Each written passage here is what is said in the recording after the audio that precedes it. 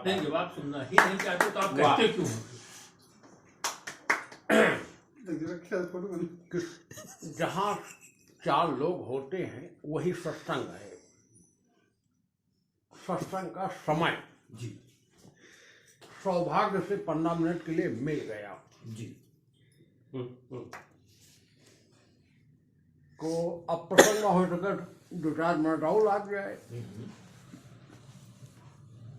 तो आप लोगों को हम धार्मिक सत्संग की तरफ ले जा रहे हैं। नहीं, वाह, थोड़ा सा बीच में अभी आपने इसके पहले एक लाइन सुनाई थी, उस लाइन पर ही अगर आप सुनाए तो ज्यादा हम लोगों को आनंद आएगा। सठ सुधरना ही हमने उस लाइन पर सुनाने के लिए नहीं कहा है, हमने कहा सठ सुधरना ही सत्संगति पाई। तो आज वो सत्संग का अवसर है। अच्छा, वो उदाहरण देते हुए हम अपने बात को आगे बढ़ाएंगे। आगे बढ़ाइए। हाँ ठीक। तो इतने, और उसके बाद में है कि हम धार्मिक बात बता रहे हैं जी, जो आप सबके लिए ज्ञानवर्धक हो सकती है जी। हो सकता है बहुत लोग जानते ही ना हो। हाँ, कौन को एक नई जानकारी भी होगी जी। जैसे केदारनाथ, बद्रीनारायण ये जो तीर्थ बने हैं, पुष्कर बना है, इसके बारे में स्थापना के विषय में क्या मालूम है? जी किसी को नहीं। तो अब हम थोड़ा सा उसी पर चर्चा कर रहे हैं जी। कि जैसा कि हम आप सब जानते हैं कि सतयुग है, त्रेता है, उसके बाद द्वापर है। हाँ। और द्वापर में ही श्री कृष्ण जी का शासन था या राज्य था, तो उसी में पांडव थे जी। तो पांडवों के द्वारा जी महाभारत का युद्ध हुआ।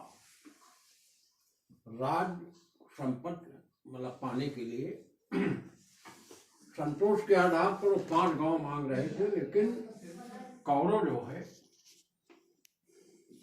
5 गांव भी देने को नहीं तैयार थे। छल कपट का इतिहास हम आप जानते ही हैं जी। कि हरण हुआ, ये हुआ, वो हुआ, भीष्म पितामह हुए, अर्जुन हुए, तो वो सब आगे बढ़ते हैं। जी। हम सीधे सतयुग से त्रेता और त्रेता के खत्म होते ही द्वापर लगा। अब द्वापर के समापन के समय इन पांडवों का राज्य हुआ हस्तिनापुर में। जी। कलयुग का आगमन होना है कुछ ही दिनों बाद। जी। तो युधिष्ठिर के मन में आया, जी। बहुत विद्वान थे, तो उन्होंने सबको बुला करके बताया कि हम लोगों ने बड़े पाप कर्म किए हैं।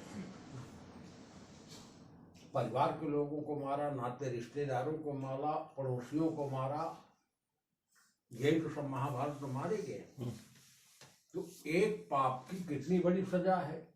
हम लोगों ने कितने बड़े पाप किए, बड़े बड़े पाप किए। तो इनसे मुक्ति कैसे मिलेगी? जी। तो उस मुक्ति के लिए इन्होंने भगवान शंकर की तपस्या प्रारंभ किया। बड़े गौर से सुनो, बहुत मार्मिक कथा है, मतलब बहकाने वाली नहीं।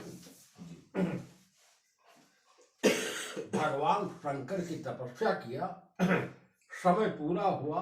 भगवान शंकर ने स्वप्न में कई बार कहा, जी। हे युधिष्ठिर, तुम मान जाओ, तुम चाहे जितनी तपस्या करो, चाहे जितनी पूजा आराधना करो, हम तुम्हें दर्शन नहीं देंगे। क्योंकि शंकर भगवान सब कुछ जानने वाले हैं। उनकी भावनाओं को उन्होंने जान लिया जी। कि ये जो पाप कर्म किए हैं पांडवों ने, उनकी मुक्ति के लिए हमारी आराधना, पूजा, तपस्या कर रहे हैं। जब हम प्रकट होंगे, वरदान के लिए कहेंगे, तो वही मुक्ति मांग लेंगे, देना पड़ेगा। हम मुक्ति देंगे नहीं, क्योंकि आगे आने वाला युग कलयुग है जी। और हम अगर इनको मुक्त कर देंगे तो कलयुग में हमारी फीता लेदर हो जाएगी। कि लोग पाप कर्म करेंगे, हमारी आराधना करेंगे, हम उनको मुक्त करेंगे।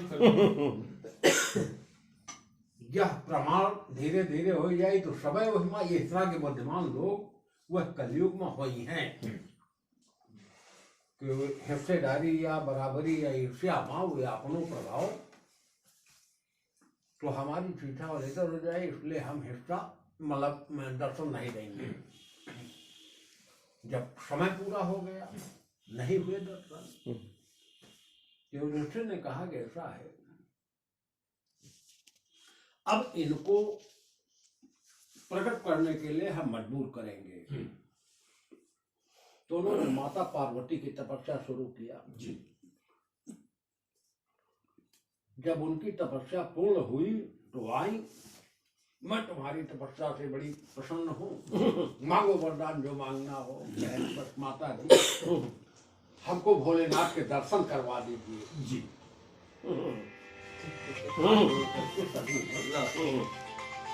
अब तो अवैन